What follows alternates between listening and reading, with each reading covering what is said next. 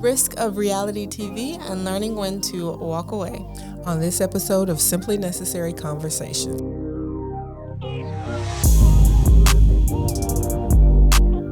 So for trending topics today, we're going to talk about something that is constantly, always, never not on your For You page. Pop the balloon. Whether you love it or hate it, you've probably seen it before.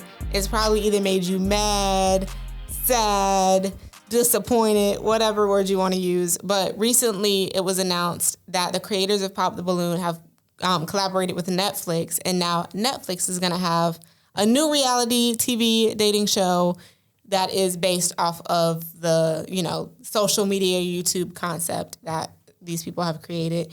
And I didn't necessarily want to focus on specifically Pop the Balloon, but just on Black reality TV in general, and how sometimes I feel like it's detrimental to the community and not necessarily helpful. So yeah, do you think Black reality TV is fun and engaging and, kind of shares our culture with the world, or do you think it's a little bit detrimental to the community? I think it's both. Reality TV in general. I think it's both. Because, for example, when Real Housewives of Atlanta first started coming on, I thought it was good TV. I was, Black women. I was very excited to see Black people with that kind of money, like that level of wealth.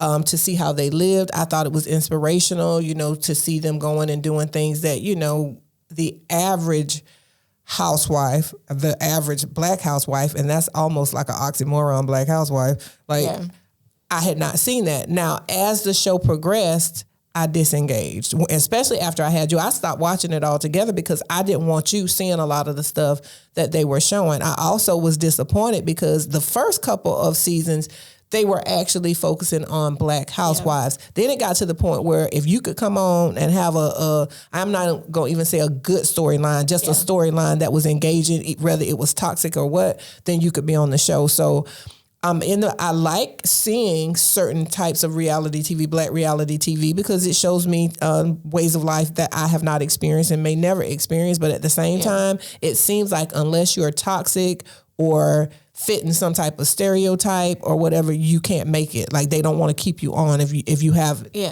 too many morals, or like if you're just not going to engage in a certain kind of way. I think the reality TV of my childhood, and specifically in terms of Black reality TV, we're talking Run's House, we're talking Mary, we're talking the Braxton Family Values. Yeah. Those were good shows that showed you how, or T.I. and Tiny, for example, that showed you how rich, successful Black people were living. And it was funny. There was some drama because every family's going to have drama. Every family's going to have like their humorous moments. And the family member that's messing up or doing something crazy. But it wasn't like trash TV. Yeah. It put you in the mind of, before they went to jail, the Chrisleys.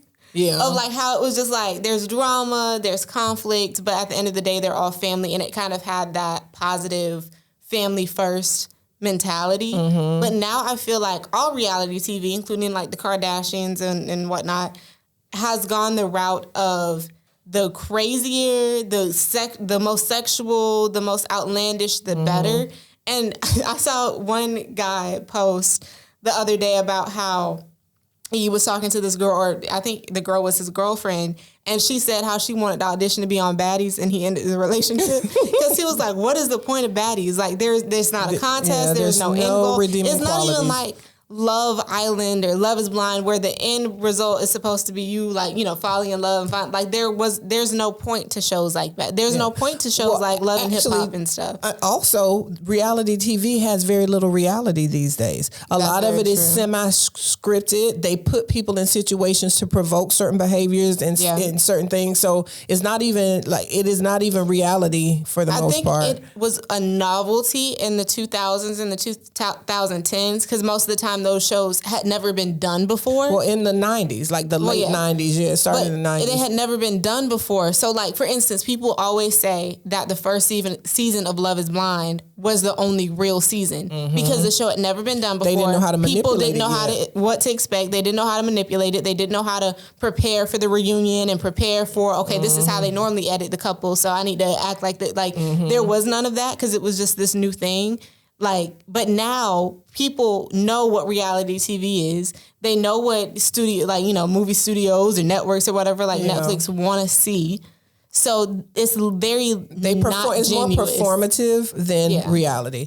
And as a Black person, it bothers me because I feel like a lot of white people, what they know of Black life, they get from reality TV, and they use it to stereotype the whole Black community. Yeah. And I don't like that. And I'll even go so far as to say, if you are 100% positive or wholesome or whatever, you don't make it. You don't make it. You get canceled very quickly because that's not what that's not what they want to see. They want to see dysfunction. They want to see stereotypes. They want to see ghetto. Mm-hmm. And if you don't give them that, then you're not going to make it in reality TV. Like, for instance, how people say, when people were having the conversation about how reality TV could be harmful or whatever, people were like, oh, Sierra and Russell should have their own show because they're a wholesome celebrity family that everyone looks up to. He has the football, she has the music.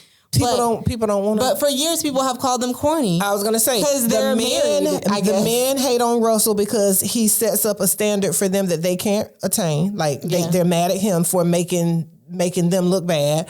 And then women are somewhat jealous of Sierra because she was in a situation where she had a man in her life that was not what you would consider a role model. And then she found him they're jealous of her happiness. Like that one song Queen Naja, I think, sings, they hate our love. They hate on them because Sierra has managed to get something that a lot of women can't get. And I feel like, too, in addition to, before there was no social media, there was no way for regular everyday people to get reality TV shows. Mm-hmm. And now with social media, you have streamers, you have people that literally vlog their entire lives. So for instance, Kai Cenat basically has his own reality life.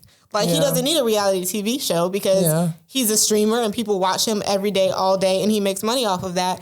And I feel like in that regard, it's a little bit more obvious when they're doing something for click. Right. Or where they're clip farming with, wanting certain stuff to happen. Or DDG is with a new girl every week because he knows that's what gets people talking. Yeah. But I feel like reality TV, modern version, is bad for the community. We need stuff like Mary and Braxton and Tia and Tamara back on TV, which Tia has her own show now. Because they were living their lives and they were having fun, and it wasn't perfect, but it wasn't toxic, and it was not degrading to the community. Even for us on this podcast, people, if we talk about something positive, people hardly ever respond. If we give advice about something that is going to uplift or educate or whatever and stuff, we get a few clicks. But if we say something that is slightly controversial and they feel like they got a reason to come for our necks, that's when the clicks come. So, it is one of those things where, while I think I'm happy to see Black people making money and being seen, I just don't necessarily like that they have to clown themselves or degrade themselves to do it. I don't want to say we make the wrong people famous, but sometimes we make the wrong people famous.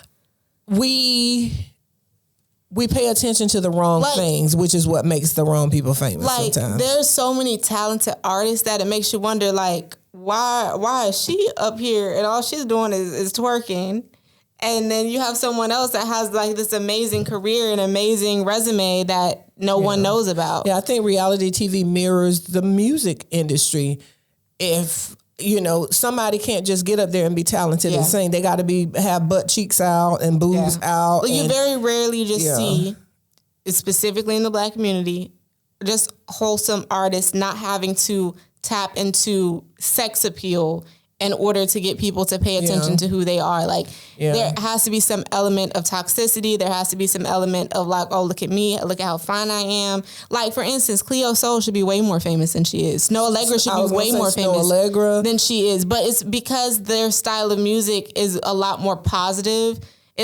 Even Jessie Reyes, she should be way more famous than she is. But in her music, she talks about real life stuff, but she also talks about not wanting to sell her soul to the industry and have to sell her body. Obviously, even Janelle Monáe, she didn't become huge or viral until she started showing off her body. I mean, she was already that girl. She was already a great artist. Beyond belief, but she didn't get as much attention. And I will say, I feel like people in the industry and people that knew music gave her the attention she deserved, but she didn't become mainstream everyday news cycle. You're hearing something for her until people realize, oh, Janelle Monáe is fine. Let's not just focus on the women, because there's the male aspect to it too. Yeah. A male artist that is a R&B or soul artist that can really just sing doesn't get nearly as much attention as ones that say all kinds of Gates, for example, toxic things or raps about like very, very non-positive things in a certain kind of way. Now, you have, just like anything, you have a blend of, you need a little bit of reality in your music, in your art, whatever. But at the same time, we were talking about it on the way over here. When we had Public Enemy, Fight the Power, when we had artists like that were trying to preserve the community and raise a positive message. Like that, but I feel like it gets overshadowed by cultural vultures in a certain type of way, liking the gangster ghetto. It's almost, I hate to say this, and people gonna come from my neck, but you know, when you got young white people and middle-aged white people and even older white people, they like to watch the clowning and the coonery of the black community. If we're just singing and being talented and being, you know, golden and beautiful like we are, and I feel like there's a certain generation that still appreciates just talent without having to have a spectacle. But then you have the Alabama markers that want to be this hood princess that she's not. Baby, you have money. You don't need to cosplay like you are trapping. Like you're obviously, go ask Courtney for a loan. Like, you're fine. And you have like the bad babies that get famous because of how ratchet she is and Catch Me Outside. How about that? When it's just like, you could have still been a rapper and still not been this, like, you know, kind of like mockery stereotype. Yeah, artists like her, caricature like, of someone. Like beautiful, talented, like she does collaborations and stuff with people. She has great music, but you don't hear, she's not a household daily conversation. Her. Oh, because I'm like, you talking about Bad Baby? Yeah, no, her, H-E-R, her, the musician. Oh, I was like she does not, like, she's another example of, we don't see her out there, you know, and she does half great naked, work. whatever. Beautiful work.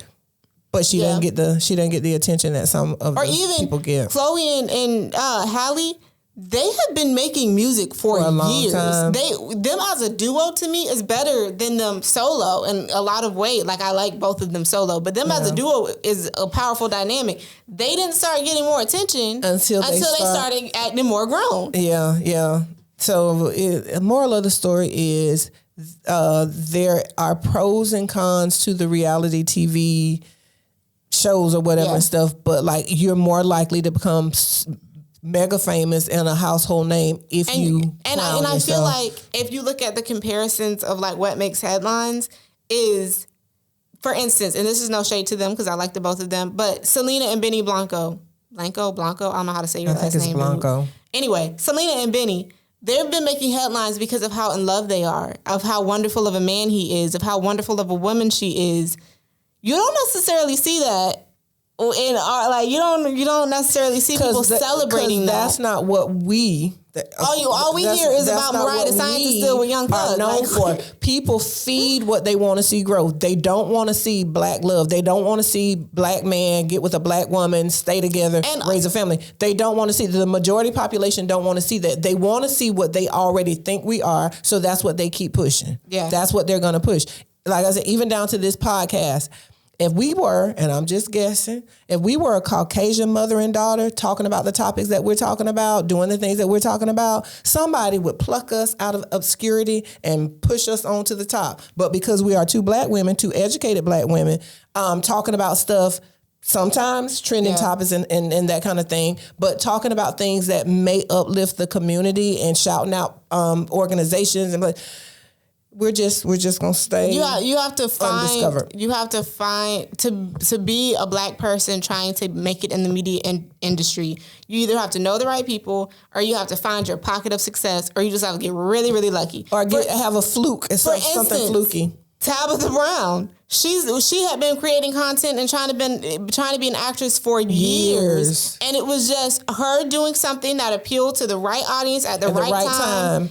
And it's kind of like the topic that we talked on the previous episode: is success given or is it earned? Yeah. And Tabitha Brown did a video about a sandwich. It went viral. And from there, she seized the moment because she's smart. Yeah. She seized the moment. And that was how she rose to fame.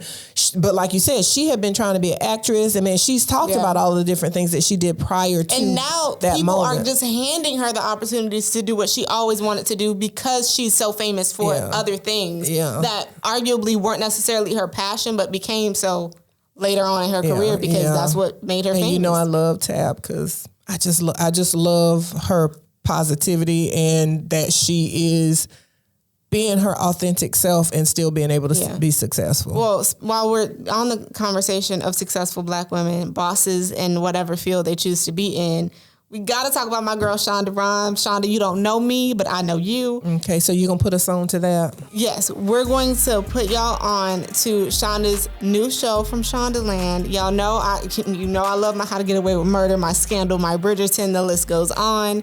But she has this new show that is like an intersection of all of my niche interests. Because I love mysteries. I love seeing Black characters doing, like we just talked about, stuff that's unstereotypical, stuff that we normally don't get to enter that field in. But the show that she has started is called The Residents.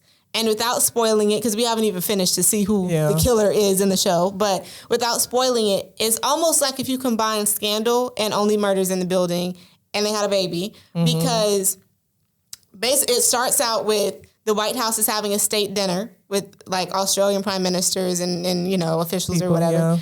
And someone is found dead in the White House. So then this quirky, kooky detective, think monk, think Poirot almost, like comes into the building, Cornelia Cup. Cornelia Cup.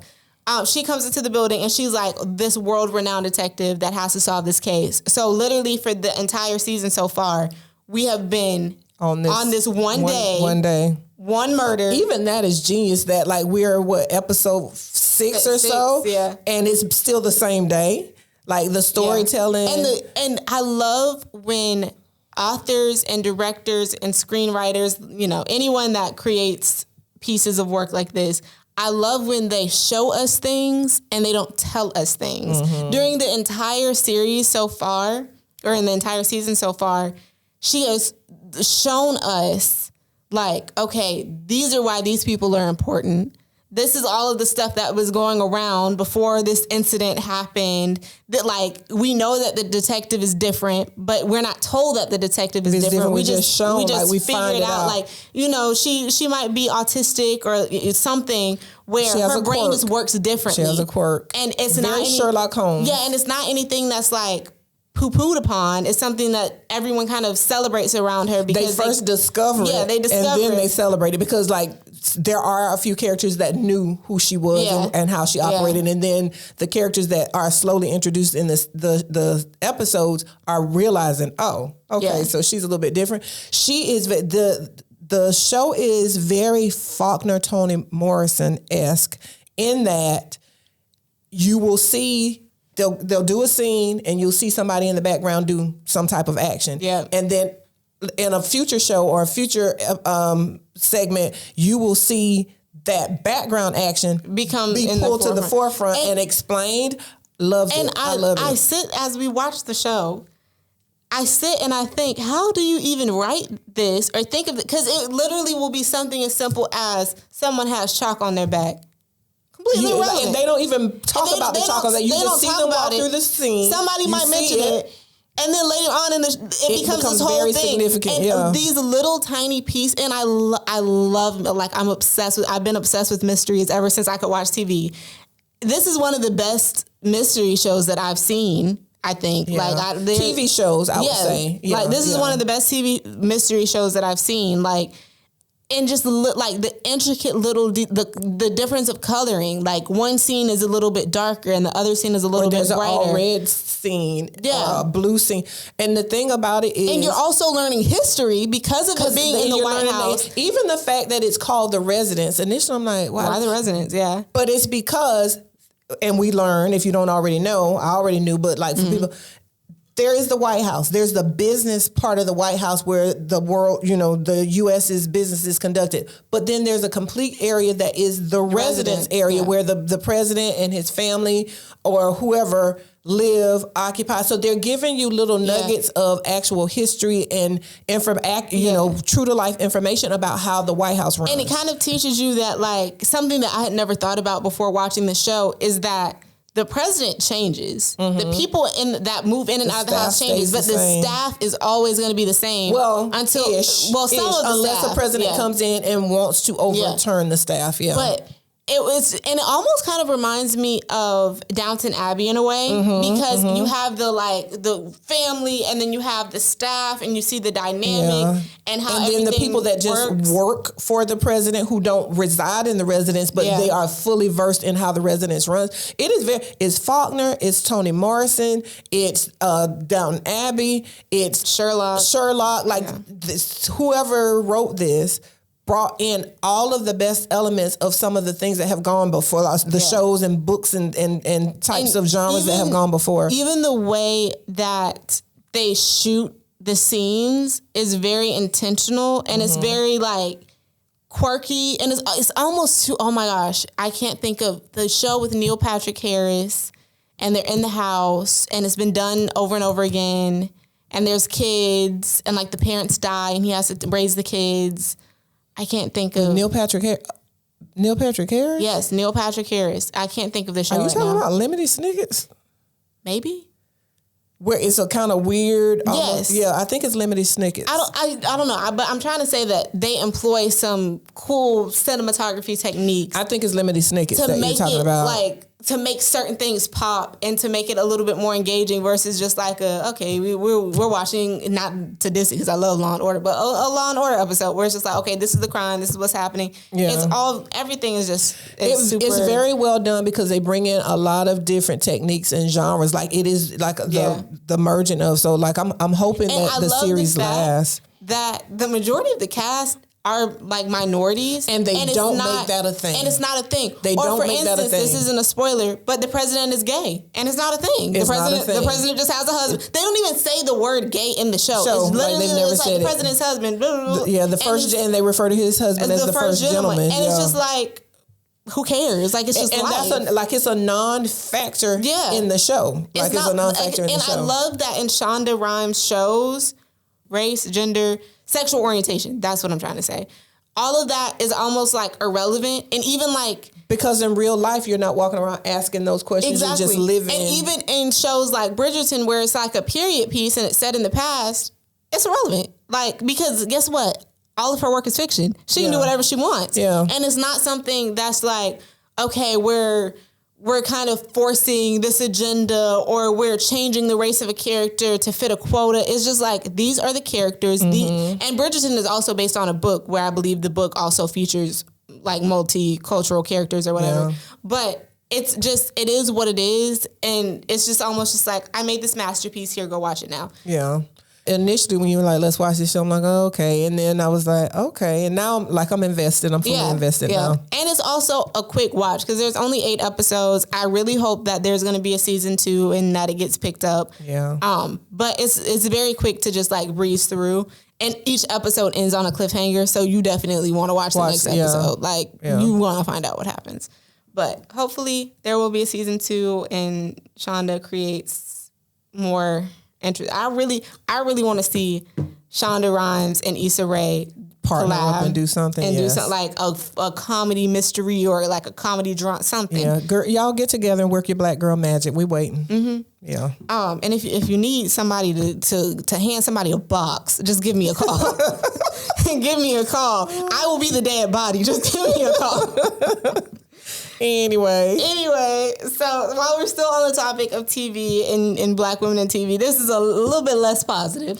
But what had happened was Amara La Negra, she is, a social media personality, a reality TV star, and she shared this emotional moment on TV with the father of her children, who also happens to be a married man, and I believe was a married man when he fathered her children, so let's just put that out there. And she basically explained to him how she's been waiting on him to make a decision about whether he's going to leave his wife and be with her so they can all be a family. And she also said that she wanted all her kids to have the same father, so she wanted him to donate his sperm to support that cause, and almost kind of acted irritated when he said that he wanted his wife's thoughts on it before he did it.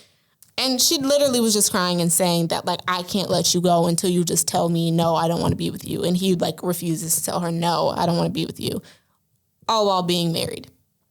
This has to be pretend. Like, this can't be real. I feel like somebody somewhere diabolically sat up in an office and said, let's put all this out there because it's clickbait and a lot of people are going to watch. A lot of people are going to have strong opinions about it, and I do. So, first, why is the wife even still in this picture? Who is this magical Negro that has? Oh no, I think he's Hispanic. I don't think he's black. Whatever. Who is this magical person? And there's a phrase that I would use if I was at home, but I'm not gonna use it. But like, he must have a magic wand. I'm gonna let y'all figure out. Like what? Like what? What and what and what? Why would you still be married to a man that has publicly that has a baby mama that is has fathered at least 2 children with this woman already? Okay, and so wife, what's your problem? Like, where's your self-esteem? Go to the dumpster, pick up your self-esteem, and go somewhere else. Like, go, run quickly, run to the wife, and then to Miss La Negra, Amara La Negra. Girl, what's wrong with you? I believe she chose that stage name because she's an Latina. Dark-skinned woman. What is wrong with you? Are you out of your mind? Where is your pride? Okay, I can understand venting and wanting to like fuss somebody out for mistreating you, but the begging and the pleading. Tell me what? You're gonna be with so me. You like, if I'm him, and this is real because I have trouble believing that any of this is real. If I'm him. Even if I thought I liked you before that little episode, I have no desire to be with you now because you have no standards whatsoever. In the clip I saw, I felt like he wasn't actually doing this, but I felt like he was almost laughing at her, like, because she's literally saying, just tell me you don't want to be with me and I'll leave you alone. And he's just like, I don't know. Why would he do that? Why would he do that when... evidently, I'm just guessing, wife is sitting back being okay with the situation. And here's this woman that has basically said, I don't care if you put your foot on my neck. I don't care if you spit on me. I don't care what you do. I'm going to keep begging and pleading. Like, and he has to be a low-class, small-minded individual, in my opinion. I don't know this man. I'm like Keke Palmer. I do not know this man. But what kind of human being pits 2 people against each other in that way? What kind of human being would want to see the mother of their children debase herself that way in such a public forum? Like, what's wrong with you? What happened to you and your childhood? Why did he allow himself to be in a position where he has a mother of his children? Like, why do the children even exist? And then you don't care anything about your kids because this has been recorded. And she was am I gonna have to find someone that loves me and my kids? Yes. Yes, you are. Short answer, yes. Yes, ma'am. Move on. As a woman, I was just embarrassed by like that we are of the same gender. Because why would you sit like, and it's not even like they were having this private conversation or this is something she was venting or to her something that was about, leaked or something that was, you knew the camera was in your face and you sitting here boo-hooing to a man that obviously does not care a crap about you. Don't care about the kids either, probably. Like, and I don't know what type of situation they have, whether he had an open marriage, I don't know, but whatever the situation is. And that's what I'm wondering. Does he have an open marriage? Because he needs to check with his wife before he can donate sperm for her to have another child gives that the wife is okay with this situation. Maybe she is. And if she is, but I feel like good for her. I will say that not for me, but good for her. I think the donating sperm is a bit different than choosing to be with, like. But even with that, if I'm a wife, what is my husband? No. The donating, let me be clear, absolutely not. But what I'm saying is the donating sperm, apparently according to how they got their stuff set up, the donating sperm could have been a conversation because he already has kids with her and he don't want his kids to, whatever. Maybe that could be a conversation. But the choosing to be with her over the wife, how is that a conversation? Well, even in this case, and some people might disagree, even in this case, to me, the title of wife is a joke. Like, what you mean? Why, like, what does it mean? Because if you're sharing him, like if you're sharing, if you're going to do that, if you're going to be polygamous, maybe. But like, what's the difference between you and her? Like if she If he's interacting with her, doing things with her, fathering her children, almost makes you wonder difference? who is the side piece, because she got the kids and then she got the title, but like y'all sharing the same guy. And then we will concede, or at least I will concede, that everybody has different standards and morals and maybe sees things differently. There are some people that feel like as long as the wife is happy and being financially supported or whatever and stuff, then there's nothing wrong with what he's doing. This girl right here, me right here, I don't care if you brought all of the gold and money from Fort Knox and all of the U.S. Treasury and dumped it in my front door. If you're disrespecting me, then me and you can't deal. Because if just being supported financially is a reason to stay with a man, I might still be married, because my previous husband was a good financial provider. That's not all marriage means. That's not all that marriage means. If somebody's not respecting you, if somebody's not loving you, if somebody's not appreciating you, if somebody is not protecting you from enemies, foreign and domestic, like if they're not doing the things, to me, you're kind of selling yourself and your soul for money. And I cannot be bought. I'm sorry. I don't know anything about the wife, because the wife wasn't the one that was on TV crying. Amara, get yourself together. As my father used to say, get up off your knees. I was her family. Get up off your knees. If I was her family, I want to call CPS, because what are you doing? And what kind of is her children? Are they male, female? Like what kind I don't know. Because what kind of role model are you for your kids if they can see somebody? Either way, it's a terrible setup. Either way, it's bad for a young lady because she may follow that same pattern, and then it's also bad for a young man because it's saying to him, learning how to be a man. It's saying to him, terrible. I can have two women, mistreat both women, and both of them are going to stick around. Yeah. So, I mean, I don't know this lady's story. Amara, if we're judging you wrongly because we don't know the whole situation, I apologize in advance. But if what I saw is the whole of the story, girl, get up off your knees. You need to get up off your knees. Like stand up and woman up for your kids. Do not let them it's not like she's unsuccessful. It's not like she's gorgeous. Beautiful. Like, you can find somebody else. She's beautiful, and she has a platform, and she had so what again, I don't know what this man got going on, but it must be magical. It can't never be that good. It must be magical. That doesn't exist. Anyway. Anyways. Because I don't want to have this conversation with you. Yeah, I was disgusted. When I saw it, I thought it was a joke, honestly, because I saw a little clip of it. I'm like, that has to be like she must be acting or something. She was serious as cancer. So anyway, ask a Gemini. Apparently, Amara want to be married. This lady don't want to be married because she had been training for a marathon, preparing for it. And anyone that knows someone that has done a marathon or has any knowledge of what marathons are, like you normally train for months. For years. Well, yeah, but like you train a lot to get your lungs strong, to get your legs strong, to make sure you're going to have the stamina to make it to the finish line. And a lot of people see it competitive. Some people just want to participate, but a lot of people are competitive and they want to place as high as they can. They want to win and place as high as they can. Well, this lady ran past her boyfriend, and it wasn't the end. It wasn't the finish line. Who was actively trying to propose to her while she was competing in the marathon, and obviously they ended up breaking up because she didn't accept his proposal, and also he proposed to her during the marathon that she had been preparing for. So. Would you have what would you have done in that situation? Would you have kept running? Would you have stopped? Absolutely. Because the proposal wasn't imminent. It could have been done later. That was not the time. It harkens back to the man that made his girlfriend learn how to ice skate so he could propose on the ice. To me, that was intentional sabotage. That was intentional take the spotlight off of her and put the spotlight onto me.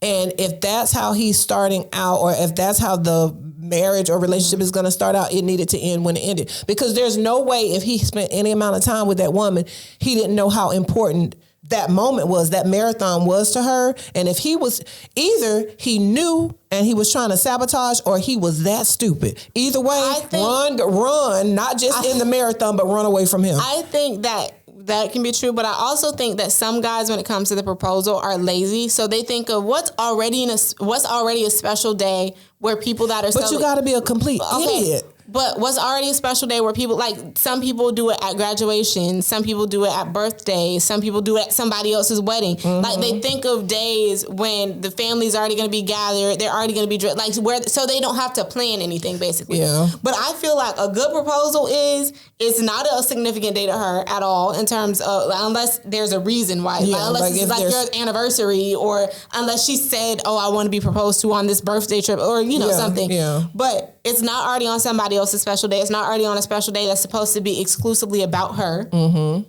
It's planned to where you have to make sure she gets her nails done. You have to try to make sure she get her hair done. You have to tell her best friend, make sure she got on her best outfit and do her makeup. You do it with her in mind. You do it with her reaction, the way she's going to be perceived. You do it with her in mind. The whole day should be about her / y'all's love for each other. So it should be a surprise for her if you're taking the traditional route. And it also should be about celebrating y'all's commitment to each other and having the family and friends nearby if that's what she wants, or having nobody if she wants to. Yeah, you got to know. If you don't know the person you're proposing to and what they would want, you maybe shouldn't be proposing. Yeah. If he didn't have enough sense to know that this marathon was something important to her and something that she would not want to have interrupted, then him proposing was a mistake and a waste of time, because you can't be that dumb. You have to think about too that she's running a marathon. Sister has her hair in a ponytail. Sweaty. She's hot. Yeah. She probably got on shorts and like a random shirt that she threw out of the line. Maybe her lucky socks that she's run multiple marathons in. Like she's not in a place where, unless that's her thing. If he had proposed to her at the end, and if he had waited until she crossed the finish line and then proposed, that would have been more acceptable.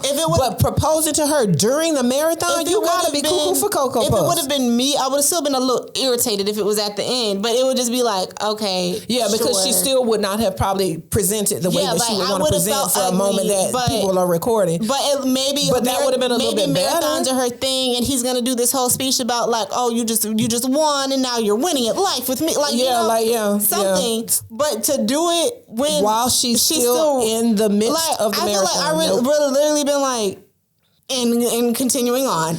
I wouldn't have even stopped to see what he wanted. Like, why would you stop? You're running. You're trying. Like, I wouldn't even stop. He should have been on the sidelines, been like, "Go, baby, go, baby." Like something, he shouldn't have been anything but let me make you pause. And he had to somewhat plan this to know at what spot he was going to do it. And like, he was a hater, or he was. I think maybe he just was a little stupid.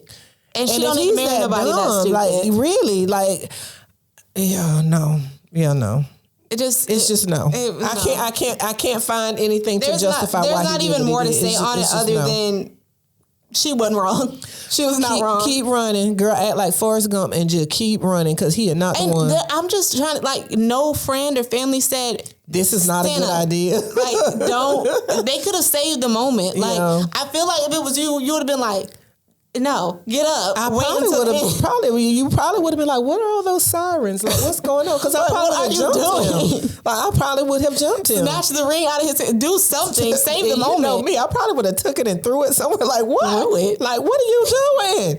Yeah, sometimes I do stuff before I think about it. I feel like there should have been someone, in addition to him, that somebody there should have been like, no. Or if I was a stranger and I said, I would be like, do you want to do this at the end? Like, yeah, shouldn't you? Yeah, I don't know. Anyway, we don't, as usual, we don't know. And we don't know their history. Maybe he already had proposed to her before. I don't know. Anyway, but based on what we saw, or maybe he misinterpreted. Maybe she said, "Oh, I'd love for you to propose to me at a marathon," and he just didn't think about it. I don't know. It was not good. It was not good. It doesn't show that he's a thoughtful, smart, attentive boyfriend. So he maybe should not be leveled up to husband until he has some more time under his belt to figure life out a little bit. Out, yeah. But anyway. Moving on to Gemini Gems. Would you like to go first? You want me to go first? I'm gonna let you go first because right now I'm blanking.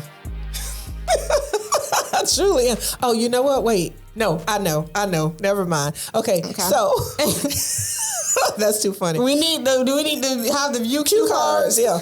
Okay. It is spring.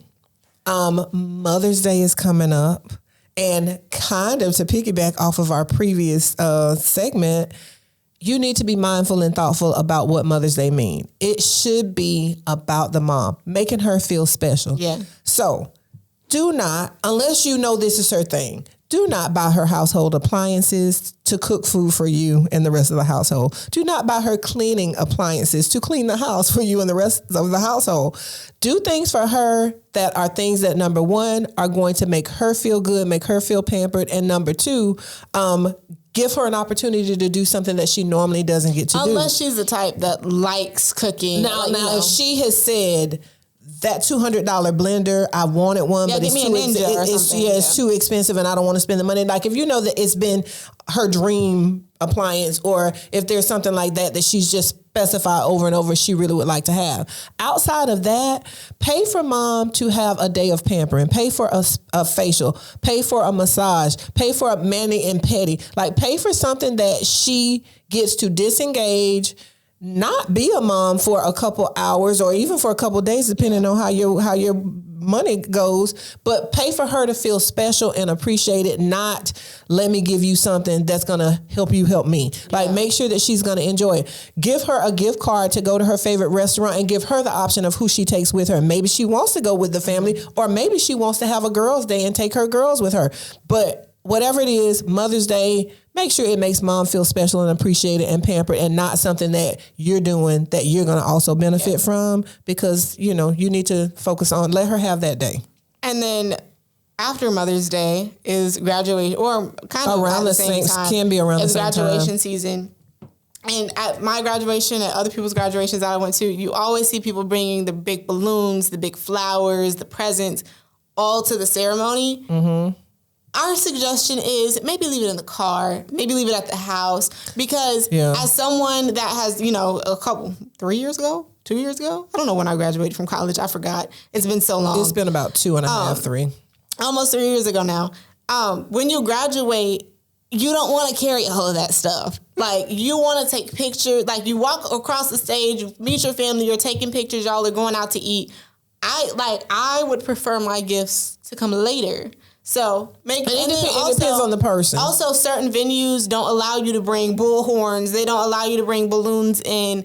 So make sure you're checking to see what's permitted, because you might end up having to leave something outside. Balloons specifically, a lot of venues do not want balloons because they get loose and they end up in the ceiling. Some venues have ceiling fans that can ruin. So, and I've walked up to many a graduation and seen balloons tied to a pole or tied to a rail, because they are not allowed inside of, I know at USF, they did not allow the balloons in. I believe at the RP Funding Center in Lakeland, they don't allow balloons in because they become a hazard. They end up floating into the ceiling. So maybe, flowers, and you got to know your person, but consider those things before you buy the graduation gifts. And then the graduate, like you said, is walking around having to carry all this stuff, and they're trying to give hugs and they're trying to take pictures, and now they got to juggle that. Also, this is from my Black people. Do not arrive to the place on BPT. They're going to start on time. They're going to start on time. Especially for college graduation, they are starting exactly on time. Parking is going to be crazy. You probably got on heels or loafers or some uncomfortable shoes that you can't walk in. Wear comfortable shoes, ladies, because if you got to park out there in Egypt and walk up to the place, you're going to be sorry. Don't be like me running to your graduation because you're almost late. Mm-hmm. But with all of that being said, happy Mother's Day. Happy graduation. And congratulations to all the upcoming graduates. And don't forget to like, comment, share, and subscribe. Period.